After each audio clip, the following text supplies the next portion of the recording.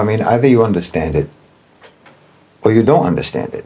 The coercive, controlling power that is part and parcel of investment that comes along, that accompanies investment. I mean, I think it's strange to not understand this. It's kind of a disaster, frankly, if you don't understand this, because it means that you don't understand anything about colonization.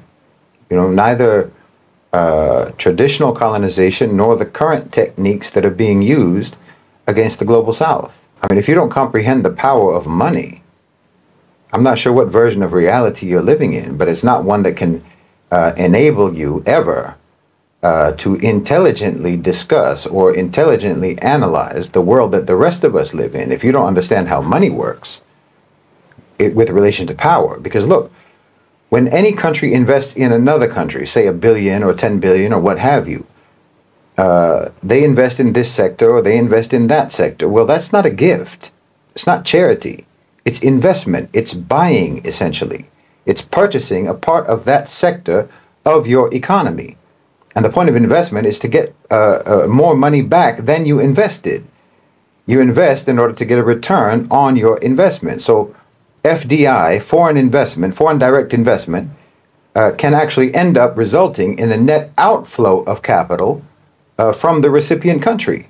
Not to mention that through this investment, a company or a country can undermine local companies. They can boost the company that they invested in to where it outperforms all of the others and expands its domestic market share. And then it becomes dominant in its sector, with the profits then essentially being extracted from the domestic economy into the economy or into the accounts of the foreign investors. That's how it works. All of this is quite basic, and this has been a major tactic by the West for subjugating and dominating the countries of the global South. FDI, foreign direct investment, has been like a syringe that they tell you is an injection of medicine, but it's actually used to draw blood. Everyone understands this, or at least everyone should understand this. The West certainly understands it, and that's why they view Chinese investment anywhere in the world as a threat to their influence. Because it is. It is a threat to their influence, because they know how investment works.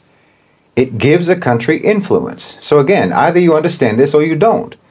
And if you understand it, then you will also understand that this is how it works for everyone, not just Westerners. Not just Americans, not just British, not just Europeans, not just white people. And it doesn't only work for Russians, and it doesn't only work for Chinese. This is just how it works, period. But it seems like there's some people who seem to think that it doesn't work for Arabs. Somehow it doesn't work that way for Arabs. Mostly other Arabs and other Muslims think that way. There seems to be an irrational inferiority complex and an outdated, but for some reason dearly held belief that our countries can never be influential, that our leaders can never operate with independence and sovereignty. They can't believe that the power and influence of money, the coercive and controlling power of investment, follows the same principle when Arabs do it, when Muslims do it. Particularly, they can't believe that it operates according to the same principles when Arabs do it in relation to the West. And they think it's absolutely unthinkable that it could ever work that way in relation to Israel. In this way of thinking, the West, Europe, you know, the United States, the UK, etc., they're historic colonizers. The historic colonizers of the Muslims and the Arabs in the global South. They think that apparently they're just simply too powerful, they're too superior, they're too clever, they're too rich to ever be subject to the same tactics that they've used on us. Well, no. But in their minds, Israel, for example, is apparently some sort of weird anomaly, and it's not subject to the same rules of geopolitics and economics as any other country. They think it's immune. It defies the physics of market forces. Israel is magical. Somehow, in their mind, in their thinking. It's mythical. But the practitioners of economic or investment colonialism, they know perfectly well that it works no matter who's doing it. They don't dismiss the economic power of the GCC. And they don't dismiss how their investments are expanding their sphere of influence, even into their own Western countries. That's why you see article after article expressing concern over Arab investment in the UK and in Europe and so on. And why, in fact, these investments are, in reality, impacting Western policies vis-a-vis the Gulf, vis-a-vis the Khalij. That's happening. That's a reality. But I don't know. Some people still have it in their head that investment is somehow a display of friendship. I don't know if you've ever been in business. I mean, there are ways that investment can be carried out so that it's less hostile or less malicious than others. I mean, it can be done in ways that do not overtly equate to intrusion, invasion, and economic occupation. You know, ways that can carry varying degrees of local benefit. And that will depend on the intentions of the investors themselves. And it will depend on the terms and conditions that are set by the recipients. But at the end of the day, what you are always talking about is penetration and expansion of foreign influence in your country, which inevitably and unavoidably changes the priorities and the position of your government and of your elites towards the investing country and towards their own populations as well, because now their own interests include the interests of their investors, the priorities of their investors, and so on. I mean, it feels very rudimentary to even have to explain this, to be honest. I mean, look, the GCC countries, some examples of their investment in Europe. The Qatar Investment Authority, the QIA, they invested 300 million euros in Spain's banks, their troubled savings banks, basically a bailout. $1 billion of investment in a joint fund focused on Greek small to medium-sized enterprises. The Abu Dhabi Sovereign Wealth Fund, they started a partnership in France to the tune of 300 million euros, also for small and medium-sized enterprises. An acquisition of 5% of Italy's largest bank in 2017. Kuwait, their investment fund, their sovereign wealth fund, 75% of their investments, 75% of all of the investments from Kuwait are in Europe and North America. That's a massive amount of money that they're pumping into those economies and getting something back. These investments have significantly contributed to the economic ties between the GCC and Europe, particularly in the areas of finance, in the area of infrastructure and energy. GCC firms have £15.7 billion pounds invested in the UK as of 4 years ago. There are around 600 GCC-owned businesses in the UK, supporting something like 25,000 jobs. And that number tripled in just 10 years. These investments are strategic, and even the West knows it. They know that it's strategic, but they can't do anything about it because they need the money. Because as I've said, and I've explained many, many times, they have already subjugated their own countries to the OCGFC, to the owners and controllers of global financialized capital. They've subjugated themselves to people who only care about revenue, who only care about profits and dividends. That's given a tremendous advantage to any Gulf state, to any Muslim country, or to any country at all that possesses significant sovereign wealth funds and possesses the intelligence to employ their capital strategically. As I've said several times, there's simply no reason for anyone to think that their approach to Israel would be any different than their approach to Europe and their approach to the United States. And there's no reason to think that it would have different results. GCC countries have expanded their influence and their control in the West, across the Middle East, across North Africa, and in fact across the entire continent of Africa, by means of investment. This is all part of a strategy that recognizes the reality of the shift of the global economy to the South and to the East, and the changing balance of power as a result of that. This changing balance of power is also leading to the subjugation and the irrelevance of Europe. This changes the whole global dynamics, power dynamics. And the genocide in Gaza is destroying Israel economically. How do you think that plays into this strategy of expanding their influence? The government spending of the Israeli government has increased by at least 40% since October 7th, while their revenues have decreased significantly. Their budget deficit has tripled since October 7th of last year. You know, the total state budget of Israel is only $160 billion, and roughly half of their GDP is government spending. Well, they're entering a bottomless debt cycle this way. You know, their most successful sectors, the high-tech sector and the R&D sector, they barely pay any taxes. And a massive proportion of the companies in those sectors are actually not even Israeli companies, but American companies and other Western companies. Did you know that foreign investment into the tech sector in Israel has plummeted since October 7th from $1 billion to just $300 million?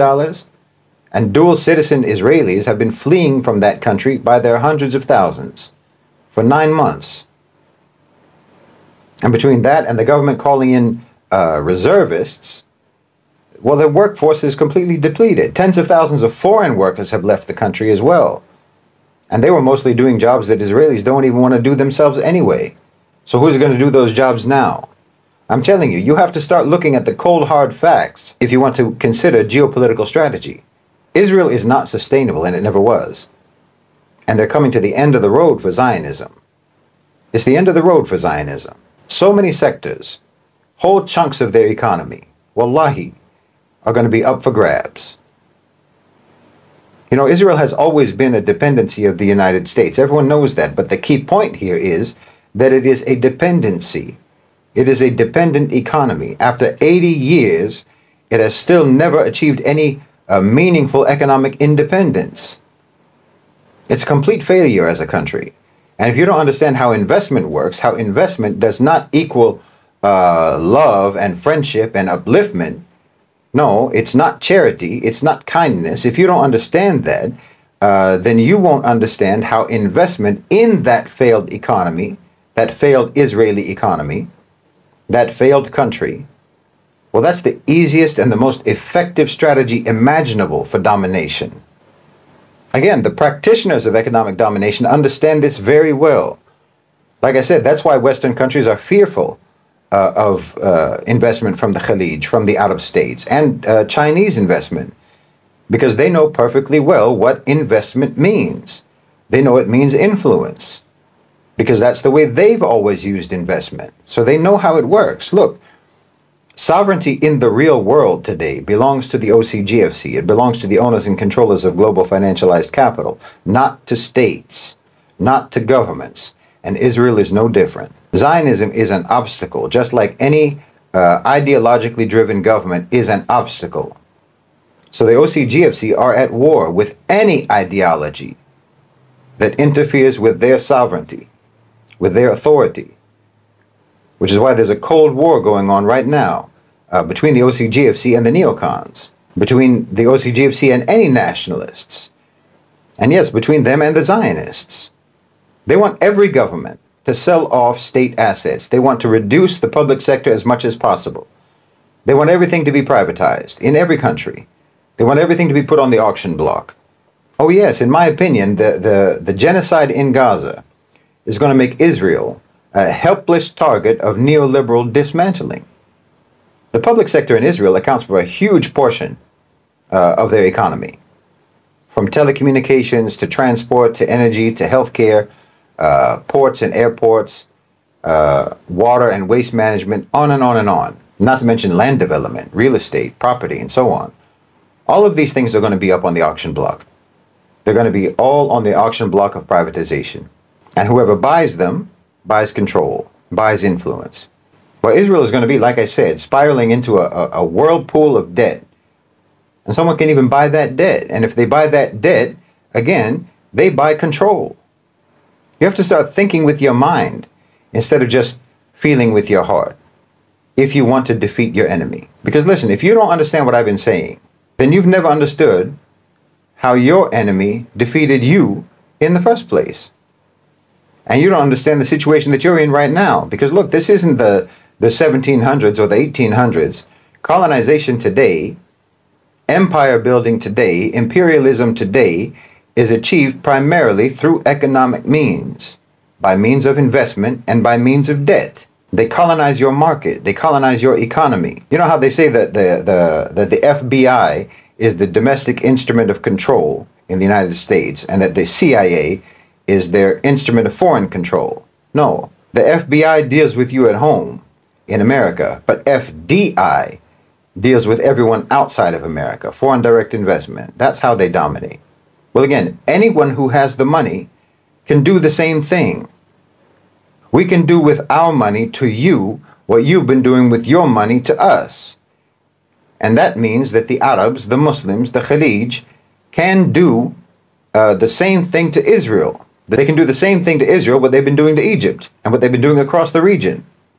They want to dominate and they want to control and they want to spread their sphere of influence. And not only is Israel not excluded from that plan, in my opinion, it's absolutely key to that plan. And with every passing day, Israel becomes even more and more vulnerable to economic conquest. I'm telling you, this is not only feasible, it's inevitable. Look, Israel's a colony. It's a settler colony, a colonialist project. Well, a colonialist project is supposed to generate money for the colonizing power, not drain money from it. Israel was a good investment in the past, you know, in the post-World War II era, when the U.S. economy was run exclusively on the basis of the military-industrial complex, and when nationalism still ruled the day, before the rise of multinational corporate power, which led then to the rise of a-national private sector elites in the form of the OCGFC. And it still worked when there was the baby boomers and so on, when the West was still producing consumers and workers at above replacement rates. Well, that's all changed. So today that system, the whole post-World War II system, is obsolete. Just using Israel to funnel American tax dollars to American weapons companies is not the same thing as Israel generating revenue for America. No.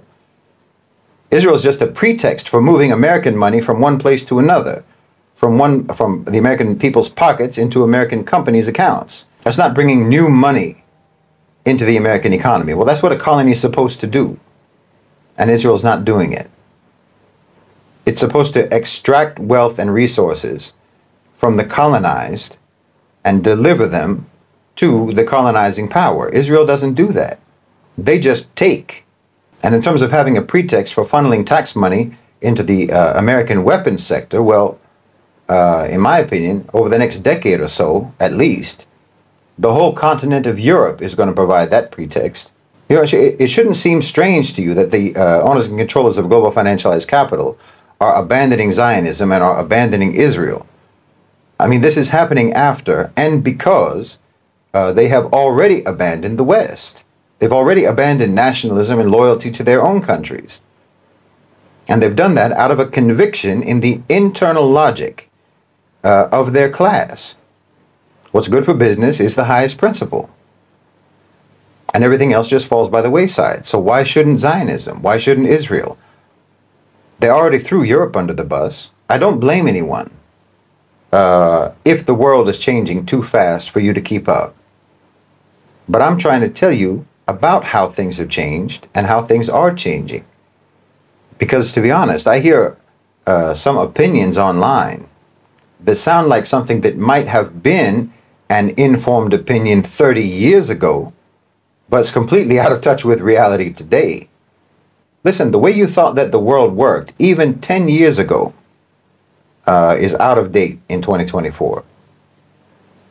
I would even say that there have been so many changes that have happened just since the outbreak of the Ukraine conflict, that if you have an opinion that is based on how power dynamics were just 3 years ago, you might as well be talking about the Warsaw Pact. You need to catch up. Now, you know, someone asked me I think it was in the comment section, and it was a good question. He asked me, isn't what the Saudis are doing and what the UAE is doing, isn't that just another form of imperialism? Because, you know, I've talked about how these countries, the Gulf countries, UAE and Saudi Arabia and so on, they're using their economic power, and the UAE specifically is using even violent power in places like Sudan. But they're using their power to spread their influence and control across the region. And they've bought massive influence in Egypt, in Jordan, in Lebanon, and they want to do it in Syria, which is one of the things that's behind the normalization with Bashar al-Assad. And they've spread their influence across North Africa and East Africa and beyond, even deeper into Africa, and even all the way to Indonesia and Malaysia. And they're doing it by means similar to, and sometimes in conjunction with, the International Monetary Fund. So isn't that imperialism, and isn't that bad? But look, we're talking about lands that were historically an integrated Muslim empire already, that got broken down, that got broken apart and divided by Western imperialism and colonization.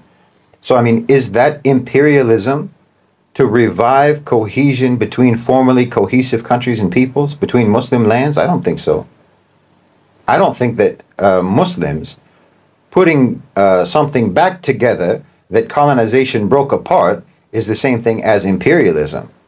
No, it's just the next phase in undoing the damage that Western imperialism caused to our parts of the world.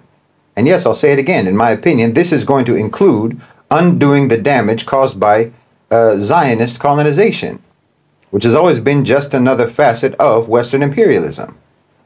Just watch, like I said, what everyone calls normalization. If you can lift your head above the fray of rhetoric and emotion, what that's actually going to mean is economic conquest of Israel.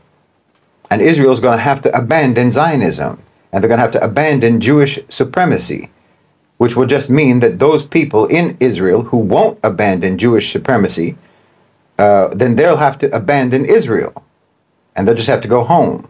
But the way that things are going and the way things are likely to go, I don't think they're going to find much of a welcome when they go back home either. Look, contrary to popular opinion, the OCGFC are not Zionists. They're not any kind of nationalist, except in terms of the fact that the rich are a nation unto themselves. And that's the only nation they care about, their own class. That's the only nation they care about. Their support for Israel in the past has nothing to do with Zionism, has nothing to do with Judaism. It has nothing to do with any ideology other than self-interest. But the myths of Zionism have been useful for providing some sort of non-materialistic, non-selfish rationale for their support of Israel. So all of the myths and the rhetoric of Zionism, all the propaganda, all of that has been deliberately permeated throughout the society because it allowed the genuinely and deeply anti-Jewish West to camouflage their actual hatred of Jews as support for a Jewish homeland far away from them. But this being the case, the OCGFC, pivoting away from Israel and the necessity of abandoning Zionism means that all of the rank-and-file Western Christian Zionists and all these types, all of them are going to need some way to rationalize to themselves how and why they don't support Israel anymore. And that's going to be because, you know, Israel and AIPAC and the Jews have just been too criminal and too inhuman and have bullied pure-hearted America and the enlightened West into doing whatever the Jews told them to do. That's what they'll use. They'll revert to their historically embedded hatred of Jews as a way to convince themselves of their own innocence.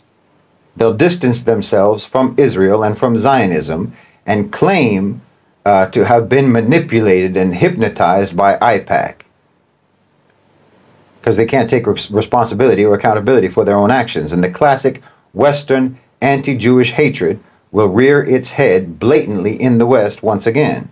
So the Jews will ultimately recognize that the only place that they're safe is going to be with the only people who ever did grant them safety, and that's the Muslims.